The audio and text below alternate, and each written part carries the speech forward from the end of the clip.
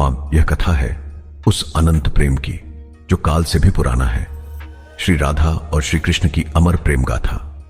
मथुरा नगरी में कंस नामक एक अत्याचारी राजा राज्य करता था। उसकी बहन देवकी का विवाह वासुदेव से हुआ था। विवाह के समय आकाशवाणी हुई, कंस देवकी की 8वीं संतान तेरा वध करेगी। इस भविष्यवाणी से डरकर कंस ने देवकी और वासुदेव को कारागार में डाल दिया और एक के बाद एक उनकी 7 संतानों को मार डाला।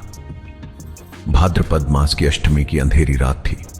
आकाश में काले बादल छाए हुए थे और मूसलाधार बारिश हो रही थी। इसी मास को 2 स्थानों पर 2 अद्भुत घटनाएं घटित होने वाली थीं। एक ओर मथुरा की कारा अंधियारी, दूसरी ओर यमुना तट न्यारी।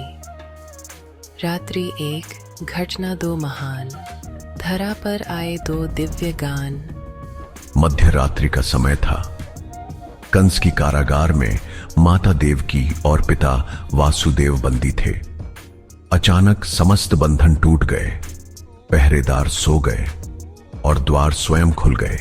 जन्म हुआ जब कान्हा प्यारे, टूटे सारे बंधन सारे।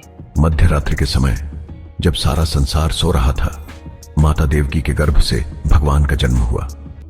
देवकी और वासुदेव ने भगवान को प्रणाम किया। वासुदेव जी ने नवजात कृष्ण को टोकरी में रखकर यमुना पार गोकुल की यात्रा शुरू की। यमुना जी ने अपना जल स्तर कम किया और शेषनाग ने छत्र का काम किया। उसी मास बरसाना में महाराज वृषभानु यमुना तट पर स्नान के लिए गए थे। तभी उन्होंने देखा कि यमुना जी के बीच में एक सुनहरा कमल खिला हुआ है। यमुना तीरे कमल विशाला, उस पर विराजे बाला प्यारा। तेज पुंज सी दिव्य कन्या, वृषभानु के भाग्य की जन्या। उस सुनहरे कमल पर एक अति सुंदर कन्या विराजमान थी। उसके चारों ओर दिव्य प्रकाश फैला हुआ था। वृषभानु जी समझ गए कि यह कोई साधारण बालिका नहीं है।